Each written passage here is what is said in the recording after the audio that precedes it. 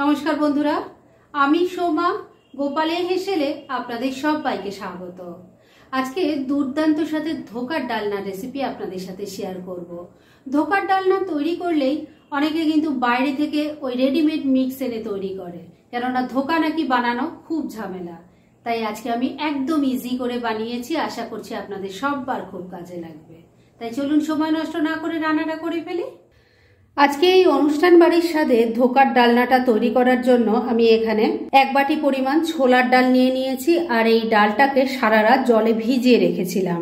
এবার এটা বেটে নেব, সেজন্য মিক্সি জারের মধ্যে ডালটা ঢেলে দিয়েছি। এর সাথেই দিয়ে দিচ্ছি ছোট ছোট 3-4 টুকরো আদা আর 2টো কাঁচা লঙ্কা। এবার কোনো রকম জলের ব্যবহার না করে এই ডালটা শুকনোভাবে বেটে ফিরে আসছি। ভেজানো সমস্ত ছোলার ডালটা দেখুন শুকনো শুকনো করে বেটে একটা বড় বাটিতে ঢেলে দিয়েছি। এবার তাহলে চলুন নেক্সট স্টেপের দিকে এগোনো যাক। ডালটাকে তো বেটে রেখে দিয়েছি, আর এবার কড়াইয়ের মধ্যে সর্ষের তেল দিয়ে গরম করে নিয়েছি। এই রান্না কিন্তু সর্ষের তেলেই ভালো হবে। এর মধ্যে প্রথমে দিয়ে দিলাম অল্প একটু কালো জিরে, অল্প একটু হিং দিয়ে দিলাম। এবার ফোড়নটাকে একটু নাড়াচাড়া করে নিচ্ছি। ফোড়নের একটা সুগন্ধ বেরোলে তখন ডাল বাটাটা এর মধ্যে দিয়ে দিতে হবে। এবার অল্প হলুদের গুঁড়ো দিয়ে দিলাম স্বাদ মতো নুন। এবার সবকিছু খুব ভালো করে তেলের সাথে মিশিয়ে নিচ্ছি। 3-4 মিনিট নাড়াচাড়া করতেই মন্ডটা দেখুন কড়াইয়ের গাটা ছেড়ে দিচ্ছে, তার মানে এটা কিন্তু একদম রেডি হয়ে গেছে। এবার এটাকে আমি একটা অয়েল ব্রাশ করা প্লেটের ওপর নামিয়ে নিচ্ছি। এবার এটাকে গরম গরম থাকা অবস্থায় ভালো করে সেট করে নিতে হবে। ধোকার জন্য ডালটাকে ভালো করে সেট করে নিয়েছি। এবার এটা কেটে নেব। আপনারা নিজেদের পছন্দ মতো ট্রায়াঙ্গুলার শেপে, মানে ডায়মন্ড শেপে বা স্কোয়ার শেপে যেরকম ইচ্ছা কাটতে পারেন। ধোকাগুলো দেখুন সবকটা আমি ডায়মন্ড শেপে কেটে নিয়েছি। এবার তাহলে চলুন নেক্সট স্টেপের দিকে এগোনো যাক। এবার ধোকার পিসগুলো ভেজে নেব, সেজন্য কড়াইয়ে সর্ষের তেল দিয়ে দিয়েছি, আর তেলটা ভালো মতো গরমও হয়ে গেছে। এবার এই পিসগুলো তেলে ছেড়ে দিচ্ছি। প্রথম ব্যাচের 3টে ভাজার জন্য বসিয়ে দিয়েছি। এগুলোকে এবার মিডিয়াম ফ্লেমে রেখে উল্টে পাল্টে লাল লাল করে ভেজে নিচ্ছি। সবকটা ধোকা দেখুন ভেজে তুলে নিয়েছি। এবার যে তেল আছে তার মধ্যেই বাকি রান্না হয়ে যাবে। এর মধ্যে প্রথমে দিয়ে দিলাম অল্প গোটা জিরে, দিয়ে দিলাম ছোট ছোট 2টো তেজপাতা আর একটা শুকনো লঙ্কা। এর সাথেই গোটা গরম মশলাও দিয়ে দিলাম, যার মধ্যে আছে 2-3টে এলাচ, 2-3টে লবঙ্গ আর একটা দারচিনি। এবার ফোড়নটাকে একটু ভাজা ভাজা করে নিচ্ছি। ফোড়নটা ভাজা ভাজা হয়ে গেছে। এবার একটু আলুর টুকরো ভেজে নেব, তাই দিয়ে দিলাম। এখানে আমি একটাই বড় সাইজের আলু নিয়েছি, সেটাকে একটু বড় বড় করে কেটে নিয়েছি। এবার আলুর টুকরোগুলো ভালো করে ভাজা ভাজা করে নিচ্ছি। আপনারা চাইলে এটা আলাদা করেও ভেজে রাখতে পারেন, তবে একসাথে ভাজলেও কিন্তু কোনো রকম অসুবিধা হবে না।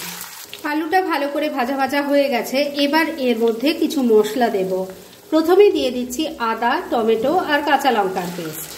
গুঁড়ো মশলাগুলোও দিয়ে দিচ্ছি, যার মধ্যে আছে অল্প হলুদের গুঁড়ো, 1 চামচ জিরের গুঁড়ো দিয়ে দিলাম, 1 চামচ ধনের গুঁড়ো দিয়ে দিলাম অল্প গরম মশলার গুঁড়ো, অল্প একটু কাশ্মীরি মির্চ পাউডার দিয়ে দিলাম, স্বাদ মতো নুন দিয়ে দিচ্ছি, অল্প একটু চিনিও দিয়ে দিলাম। এর সাথে দিয়ে দিচ্ছি একটু কাজু আর কিশমিশ বাটা।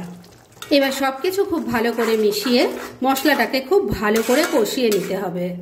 বন্ধুরা, আপনারা আমার রেসিপি দেখার সাথে সাথে আমার ফেসবুক পেজ গোপালের হেসেল, তাতেও ভিজিট করতে পারেন। ডেসক্রিপশন বক্সে লিংক দেওয়া আছে। 2-3 মিনিট সময় নিয়ে মশলাটাকে আলুর সাথে মিশিয়ে খুব ভালো করে কষিয়ে নিয়েছি। এবার গ্রেভির জন্য জল দিয়ে দেব। মিক্সির জারটায় অনেকটা মশলা লেগেছিল, তার মধ্যেই জল নিয়ে দিয়ে দিলাম।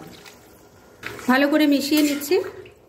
সবকিছু ভালো করে মেশানো হয়ে গেছে। এবার 2টো গোটা কাঁচা লঙ্কা দিয়ে দিলাম। আমি ফাটিয়ে বা চিড়ে দেইনি, শুধু গন্ধটা ভালো হওয়ার জন্য দিয়েছি। এবার ফ্লেমটাকে লো আর মিডিয়ামের মাঝামাঝি রেখে ঢাকা দিয়ে 3-4 মিনিট রান্না করে নিচ্ছি। মিনিট 4 রান্নাটা হয়ে গেছে। এবার ঢাকা তুলছি। ঢাকা তোলার সঙ্গে সঙ্গে ভীষণ সুন্দর একটা গন্ধে চারিদিক ম করছে। এখনো তো ধোকা দেওয়াই হয়নি, কিন্তু তাতেও দারুণ একটা গন্ধ বেরোচ্ছে। আর আমি মাঝে কিন্তু একবার নাড়াচাড়া করে দিয়ে নুন মিষ্টিটা চেক করে নিয়েছিলাম ঢাকাটা তুলে। এবার এর মধ্যে দিয়ে দিচ্ছি অল্প একটু ঘি, ভালো করে মিশিয়ে নিচ্ছি। ঘিটা ভালো করে মিশিয়ে নিয়ে মিনিটখানেক আবারও রান্না করে নিয়েছি। ধোকাগুলো কিন্তু বন্ধুরা আমি এখানে দেব না, তাই গ্যাসটা বন্ধ করে দিলাম। কেননা ধোকাগুলো খুব নরম, ঝোলে দিয়ে ফোটালে কিন্তু একদম নরম হয়ে যাবে, আর তাহলে খেতে একটুও ভালো লাগবে না। তাই আমি ধোকাগুলো একটু অন্যভাবে দেব। বাটির মধ্যে আগে গ্রেভি আর আলুটা দিয়ে দিচ্ছি।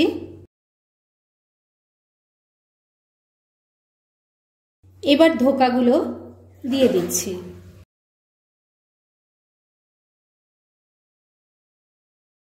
ওপর থেকে আবারও একটু গ্রেভি দিয়ে দিলাম। এইভাবে করলে বন্ধুরা একটা ধোকাও ভেঙে যাবে না বা নরম হয়ে যাবে না, খেতেও ভালো লাগবে। ধোকার ডালনা বন্ধুরা আমার এবার একদম রেডি। দেখুন একটা ধোকাও কিন্তু ভেঙে যায়নি। আপনারাও কিন্তু এভাবে ট্রাই করতে পারেন। তাহলে আজকের মতো রেসিপিটা এখানেই শেষ করছি। ফ্রেন্ডস, আমার আজকের এই দুর্দান্ত স্বাদের ধোকার ডালনার রেসিপি একদম রেডি হয়ে গেছে এবং আমি সার্ভ করে দিয়েছি। ভীষণ ইজি একটা রেসিপি, কিন্তু যেভাবে আমি তৈরি করেছি ঠিক সেভাবে যদি তৈরি করেন খেতে কিন্তু অসাধারণ হবে, আর একটা ধোকাও ভেঙে যাবে না। সেটা একবার ট্রাই করুন, তাহলেই বুঝতে পারবেন। আর এরকম ধরনের অনেক ভালো ভালো নিরামিষ রান্নার রেসিপি আপনারা গোপালের হেসেল সার্চ করলেই পেয়ে যাবেন, যার মধ্যে থেকে কিছু কিছু আমি সাজেস্টেড বক্সেও দিয়ে দেব, সেখান থেকেও আপনারা দেখে নিতে পারেন। তাই গোপালের হেসেল অবশ্যই ভিজিট করুন। আর আপনারা কেমন ধরনের রেসিপি চাইছেন সেটাও কিন্তু আমাকে জানাতে পারেন। আমি চেষ্টা করব সেই সব রেসিপিগুলো আপনাদের সাথে শেয়ার করার।